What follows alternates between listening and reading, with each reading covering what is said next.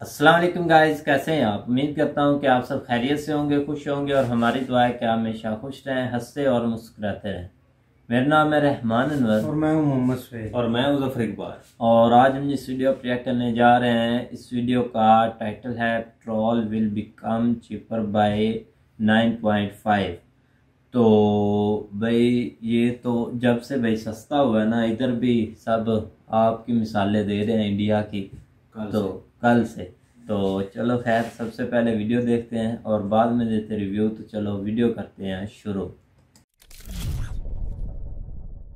नमस्कार and welcome you all to world affairs. मैं Prashant Dhawan. Now Bharat सरकार ने एक बहुत ही बड़ा फैसला लिया है। एक ऐसा फैसला जिससे बिलियंस ऑफ डॉलर्स का बर्डन आ जाएगा गवर्नमेंट पर, मगर फिर भी गवर्नमेंट ने यहाँ पर डिसाइड किया है कि people are most important for us, और इसी वजह से सरकार ने जो एक्साइज ड्यूटी है जो लगाई जाती है पेट्रोल पर, डीजल पर, ये 8 रुपये और 6 रुपये कम कर दी है। इसका रिजल्ट आपको ये दिखेगा कि हर जगह पेट्रोल 9.5 रुपये आराम से सस्ता हो सकता है। हाँ, ये अलग बात है कि अगर मान लो कोई राज्य है, कोई यूनियन टेरिटरी है, ये बेनिफिट लोगों तक पहुंचाई ही ना, वो सोचे कि थोड़ा बहुत अपना रेवेन्यू अभी के लिए सही कर लेते हैं, वो अलग बात है। मगर हर राज्य में आराम से 9 साढ़े 9 रुपये आराम से पेट्रोल सस्ता हो सकता है। यहाँ पर आप देख पाओगे, हमारी वित्त मंत्री की ट्वीट है, we are reducing central excise duty on petrol. इसका इम्पैक्ट आपको ये दिखेगा कि this will reduce the price of petrol by 9.5 per litre and diesel by 7 rupees per litre. इसका झटका सरकार को कितना लगेगा? तो यहां पर वित्त मंत्री ने लिखा है कि it will have a revenue implication of 1 lakh crore rupees for the government. मतलब कि रफली आप कह लीजिए सरकार ने इस एक निर्णय से 12 से लेकर 13 बिलियन डॉलर खर्च दिए हैं ताकि आम जनता को कुछ रिस्पाइट मिले। और इससे आप देखेंगे भी कि इंडिया की जो ज्यादातर स्टेट्स हैं, यहाँ पर पेट्रोल के दाम 100 रुपए से नीचे पहुंच जाएंगे। अब यहाँ पर आप देख पाओगे, ये स्टेट वाइज लिस्ट है इंडिया में कि पेट्रोल के प्राइसेस कितने चल रहे हैं स्टेट के हिसाब से।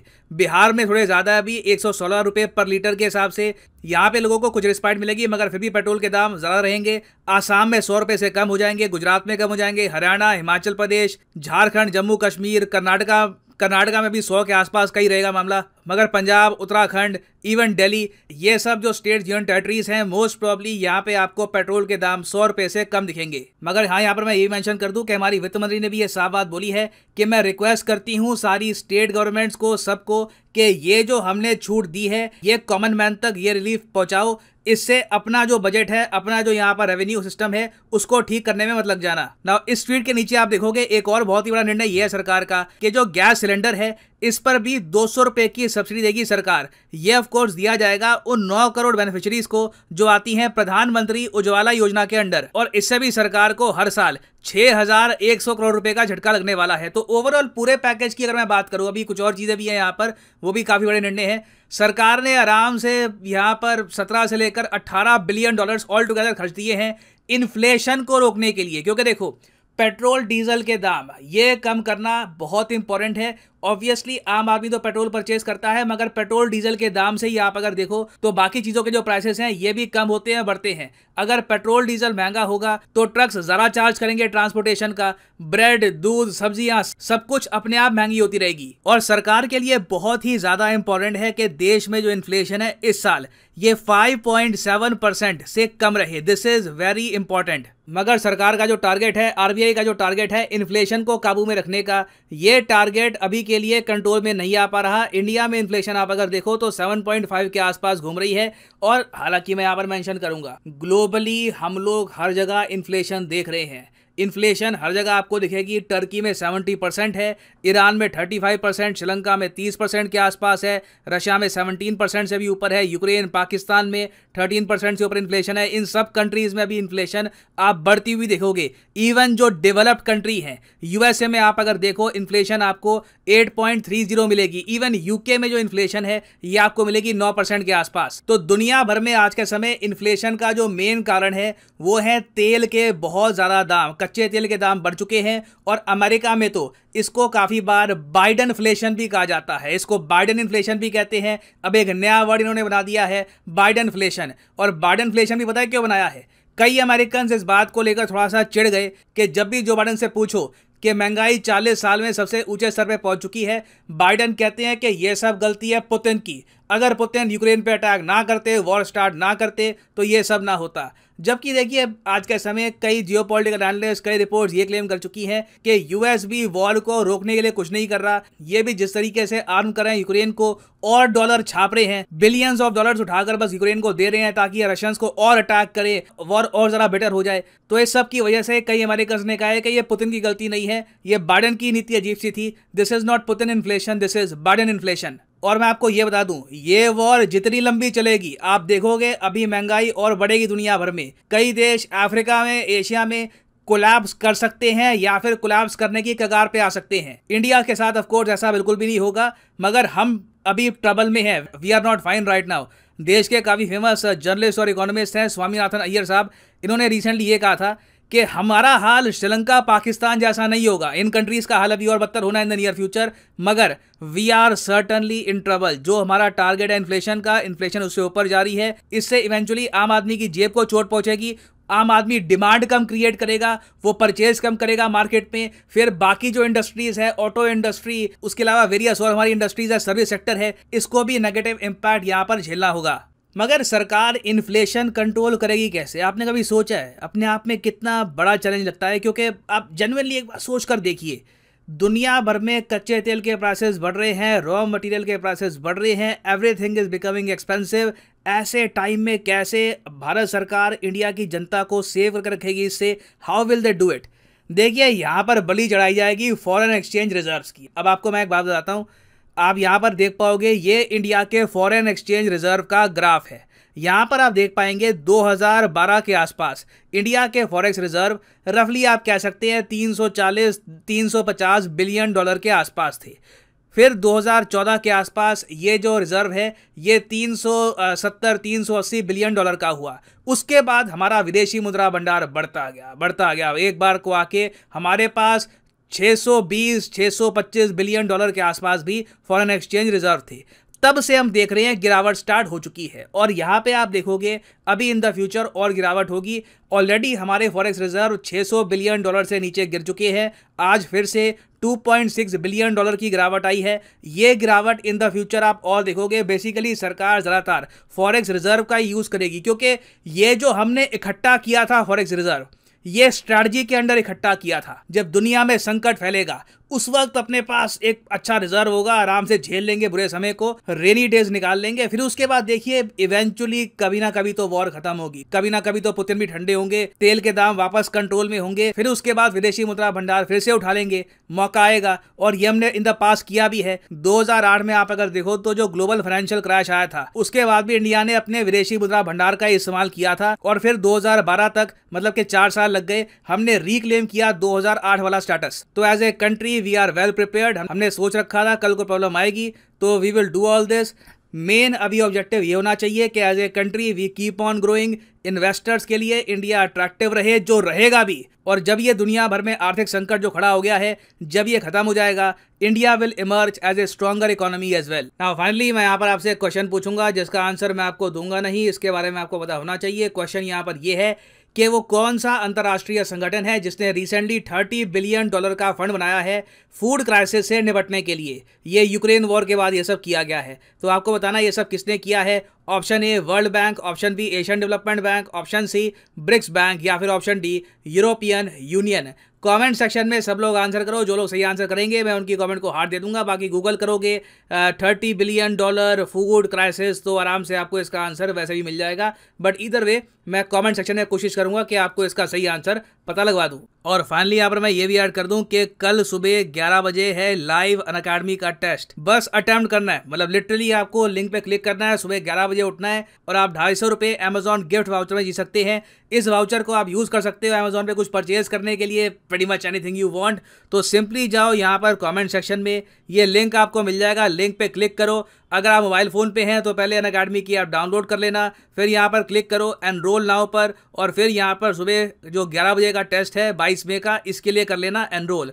आपसे बेसिकली कुछ नंबर वगैरह मांगेंगे, रजिस्टर कर लेना खुद को, कोड मांगेंगे, कोड डाल देना PD10, और अपने आप 10:30 बजे के आसपास आपको एक अलर्ट आ जाएगा कि टेस्ट के लिए तैयार हो जाइए। ऑल ओवर इंडिया हज़ारों बच्चे ये टेस्ट देंगे और सिंपली यहाँ पे आपको टेस्ट अटेम्प्ट करना है and you can win many prizes. अगर यहाँ पे आपकी रैंक आ जाती है तो आपको यहाँ पर लैपटॉप, आईपैड, वेरियस और गिफ्ट भी मिल सकते हैं। यहाँ पर आप देख सकते हैं कुछ टेस्टिमोनियल्स हैं रीसेंट विनर्स के। अनअकैडमी कॉम्बैक्ट हुआ था तो मैंने उसमें पार्टिसिपेट किया था, तो मुझे लकी ड्रॉ के रूप में ये अनअकैडमी की तरफ से ये एप्पल आईपैड मिला है।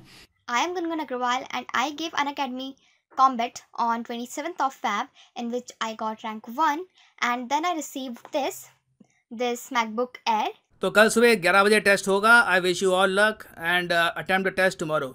इसी नोट के साथ ये है वीडियो का अंत। Thank you for listening and as always God bless you all. हाँ जी गाइस, तो जैसा कि आप वीडियो देख रहे थे तो वीडियो भी काफ़ी इंफॉर्मेटिव थी और इंटरेस्टिंग भी थी। और ये जो इंडिया ने स्टेप लिया है ये बहुत ही भाई हमारे यहाँ तो भाई बहुत मायने रखता है। वहाँ की तो वहाँ तो भाई एक ठीक है, वहाँ के लिए तो अच्छा स्टेप था, लेकिन यहाँ के लिए भाई जब से मैं आपको पहले स्टार से बता रहा था, जब से भाई काम हुआ है तो यहाँ पर तो भाई हल्ला ही मच गया है। इंडिया ने भाई सस्ता पेट्रोल कर दिया, उन्होंने रशिया से ख़रीद लिया, आप डरते रहो ये वो।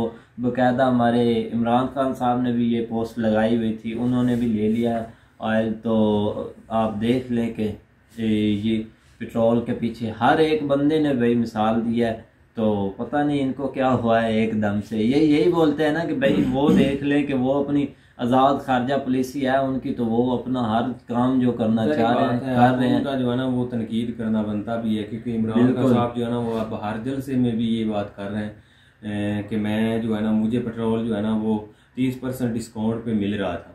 तो अगर ये मेरे साथ चलते या हमें किसी किस्म का दबाव ना होता तो आज जो है ना वो पाकिस्तान में भी तेल सस्ता होता। लेकिन वो जैसे इंडिया में कल अनाउंसमेंट हुई है, वो उन्होंने चाहे रिलीफ दिया है या अपनी आवाम के ऊपर जो है ना वो उन्होंने जो है ना वो इन्फ्लेशन कम करने के लिए ये स्टेप लिया है, तो जो है ना उसका जो है ना इम्पैक्ट जो है ना वो अब इधर जो है ना वो ज़रूर पड़ा हुआ है। क्योंकि हमारे जो प्रीवियस या अपोजिशन अब वो अपोजिशन में है, उनके जो है ना हर बंदा जो है ना वो यही ट्वीट कर रहा है और इसके ऊपर ही जो है ना वो बात हो रही है। और इमरान खान साहब ने भी रात को ट्वीट की थी कि देख लो कि ये मैं इसलिए जो है ना ये सब का कुछ जो है ना वो कर रहा था। आज देख लो 10 रुपये जो है ना 9.5 रुपीज़ जो है ना वो पेट्रोल की प्राइस जो है ना वो इंडिया ने कम कर दी है। तो अगर यही हम भी लेते तो शायद आज हमारे पास भी जो है ना हम भी आवाम को जो है ना वो रिलीफ दे रहे होते। बिल्कुल भाई, और हो जाता तो भाई अच्छा था, लेकिन हो सकता है इसके पीछे भी कुछ अच्छा ही हो कि ना हुआ हो कि देखो ना, उन्होंने अमेरिका के इतने दबाव के बावजूद भी तेल खरीदा और आज अपनी आवाम को 10 रुपये उन्होंने कम किया और रफल दिया उन्होंने अपनी आवाम को। तो इमरान खान ने तनकीद अल्लाह तो खैर नहीं मचा, वो बस बयानबाजी उन्होंने किया कि देखो उन्होंने इतने दबाव के बावजूद भी तेल लिया और आज अपनी आवाम को वो सस्ता तेल दे रहे हैं। लेकिन आपने एक बैरूनी साजिश, एक बैरूनी दबाव की वजह से आपने ऐसा किया और हमारी हुकूमत गिरा दी, क्योंकि वो हम भी चाहते थे कि हमारी आज़ाद खारजा पॉलिसी हो और हम आवाम के मुफाद चाहते हैं कि आवाम को जो सहूलत मिले वो अच्छे हो। लेकिन आपने वो आज़ाद खारजा पॉलिसी नहीं अपनाई, आप एक दबाव की वजह से गिरे और हुकूमत गिरा दी और रूस से आपने एक पीछे कदम ले लिया क्योंकि वो नहीं लेना चाहिए था। अगर आज तेल, क्योंकि पाकिस्तान में जब तेल महंगा होता है ना तो हर चीज़ महंगी हो जाती है, बहुत महंगी। ऑटोमेटिकली आप देख लें ये किसी भी कंट्री में है, क्योंकि जो है ना वो तेल की प्राइस बढ़ने का सबसे ज़्यादा इफेक्ट जो है ना वो ट्रांसपोर्टेशन पे जो है ना वो पड़ता है। क्योंकि जो है ना वो सामान या खाने पीने की चीज़ें जो है ना वो एक जगह से दूसरी जगह जो है ना वो ले जानी होती हैं मंडियों में, मंडियों से आगे फिर जो है ना वो जो है ना वो अलहदा जो रिटेलर है वहाँ तक पहुँचानी होती, तो उसके लिए ज़ाहिर बात है जो है ना वो ट्रांसपोर्टेशन ही इस्तेमाल होती है। तो जब फ्रेट के दाम जो है ना वो बढ़ेंगे तो ज़ाहिर बात है जो हर चीज़ है उसके ऊपर उसका इफेक्ट पड़ेगा। इसलिए जो है ना वो पेट्रोल जो है ना वो बहुत इंपॉर्टेंट होता है। बिल्कुल भाई, और पेट्रोल सस्ते ही भाई अच्छा लगता है। हमारे यहाँ तो खैर अब है 150 रुपये काफ़ी दिन से टिका हुआ है, तो अभी बढ़ाना है 40-50 रुपये इन्होंने सीधे। दबाव तो बहुत है, इन्होंने पेट्रोल बढ़ाना भी था और शायद बढ़ा भी दें, लेकिन अगर ये आप पेट्रोल बढ़ाते हैं ना तो अवाम भी बहुत इनसे तंग है, शायद अवाम सड़कों पर निकल आए और एहतजाज शुरू कर दे कि पेट्रोल इतना महंगा कौन ले। जहाँ तक मेरा ख्याल है कि 200-250 तक इतना पेट्रोल इन्होंने महंगा करना था, लेकिन पता नहीं क्यों नहीं कर रहे। क्या इनकी मजबूरी है, क्या कोई एक दबाव की वजह से नहीं कर रहे, या जो भी मसला है ना यार, दबाव इस चीज़ का है ना कि इन्होंने जो है ना वो हुकूमत ली इस मकसद पे थी कि हम आवाम को जो है ना वो रिलीफ देंगे, क्योंकि ये सबसे ज़्यादा तनकीद जो है ना वो दो चीज़ों पे करते थे। एक डॉलर रेट पे करते थे और प्लस एक इनकी तनकीद जो है ना वो पेट्रोल पे होती थी कि हमारी गवर्नमेंट जब थी उस वक्त 80-90 रुपए जो है ना वो पेट्रोल था और डॉलर 100 रुपए के ऊपर था, 130 पे जो है ना वो था। तो हम जो है ना इंशाल्लाह अगर हमें अभी हुकूमत मिल जाए तो हम जो है ना वो दोबारा उसी प्राइस के ऊपर लेके आ जाएंगे। तो इसके ऊपर इन्होंने जो है ना वो एहतजाज किए, एक लॉन्ग मार्च निकाला और एक अवाम के जो है ना वो एक दिमाग में ये चीज़ बिठा दी कि हम जो है ना ये सब चीज़ें जो है ना वो करके दिखाएंगे। तो उस लिए जो है ना वो कुछ लोग जो है ना वो इस चीज़ के ऊपर एग्री भी हो गए और साथ ही इनको जो है ना यहाँ तक कि एमएन ने जो है ना वो हमारे वो भी इनके साथ मिल गया कि चलो कम से कम इनके साथ मिल के हम आवाम को जो है ना रिलीफ देते हैं, जिनको जो है ना वो अपने हल्के में बहुत ज़्यादा फेस करना पड़ती थी ये चीज़ें। तो इस लिहाज से ये जैसे हुकूमत में आए, लेकिन ये इन्होंने एक स्टार्ट में ऐलान तो खैर इन्होंने किया था, लेकिन ये कि उसके ऊपर इम्प्लीमेंट नहीं कर सके, क्योंकि ऐलान करना और उसके ऊपर इम्प्लीमेंट करना जो है ना वो एक अलग चीज़ होती है। तो इसलिए इनको जो है ना वो आपको पेट्रोल बढ़ाना जो है ना वो बहुत मसला नज़र आ रहा है। क्योंकि सब्सिडी की बात करें, इधर तो उन्होंने सब्सिडी दी है क्योंकि एक टैक्स छूट कर देते हैं, जो भी मतलब गवर्नमेंट टैक्स लगाए होते हैं उसको कम कर देते हैं। लेकिन पाकिस्तान में इस वक्त जो सब्सिडी है वो 0 पे है, उन्होंने टैक्स 0 पे किए हुए हैं। जो भी है ना वो सीधा जितना भी है ना वो हर चीज़ 0 करके जो है ना वो दे रहे हैं। आप उसको जो है ना वो मज़ीद सब्सिडी देने के भी काबिल नहीं है, जितना आता है उसके ऊपर खर्चा कर। लेकिन ये कि अब इनको जो है ना वो ये माहौल तो क्रिएट कर रहे हैं बढ़ाने का, लेकिन ये कि इनको बढ़ाना बहुत मसला यहाँ तक कि वो ये कह रहे हैं कि नेशनल सिक्योरिटी की मीटिंग बुलाएं और सब डिसाइड करके जो है ना वो पेट्रोल की कीमत बढ़ाएं। तो ये एक पेट्रोल की कीमत के लिए जो है ना वो पूरा इनका जो है ना वो हुकूमत दाव के ऊपर लगी हुई है, या मतलब एक बहुत बड़ा इनके लिए फैसला है। तो बाकी अगर फैसला नहीं ले सकते तो इन्होंने बाकी कौन से फैसले लेने हैं। देखो ना, नारा तो इन्होंने यही लगाया था कि जब हमारी हुकूमत आएगी हम हर चीज़ सस्ताई कर देंगे, हर चीज़ सस्ताई होगी। लेकिन इनसे कंट्रोल नहीं हो रहा, क्योंकि इंटरनेशनल मार्केट में भी कीमतें बढ़ी हुई हैं, महंगाई तो हर तरफ है। ये नारा तो इन्होंने यही लगाया था कि हम हर चीज़ सस्ती कर देंगे, नौकरियां बढ़ाएंगे। क्योंकि उसने जब भी उसने एक अहदा लिया ही था वज़ीर आज़म का, आकर ही उसने तनख्वाहें बढ़ा दी, ऐसे ही तुक्के लगाया उसने। लेकिन फिर 2 दिन बाद वो पीछे हट गया कि नहीं तनख्वाहें नहीं बढ़ानी। लेकिन अगर ये तो अगर कंट्रोल आपने इनके पास कौन सा पैसा नहीं, अगर आपने से लगा देते ना 100 में से 5% भी ले आते तो ये सस्ताई कर सकते थे। और आवाम को तो सस्ताई चाहिए। अगर यही एक स्टेप ये अच्छा ले लेते ना, हर चीज़ सस्ती कर देते, तो फिर भी आवाम इनके साथ लग जानी थी। और ये आवाम तो चाहती थी, क्योंकि हर बंदा चाहता था। अब इनकी हुकूमत आ गई, कोई सस्ती चीज़ नहीं हुई, लेकिन बंदों को क्या पता था कि इन्होंने अगर छुरा तेज कर देना है, लोड शेडिंग करनी है। लोड शेडिंग इतनी हुई है ना कि आप अंदाजे नहीं लगा सकते। ऐसा ही तो उम्मीद करते हैं कि गाइस आपको वीडियो पसंद आएगी। अगर पसंद आए तो लाइक सब्सक्राइब जरूर कीजिएगा और कमेंट में अपनी राय का इज़हार जरूर कीजिएगा। अल्लाह हाफ़िज़।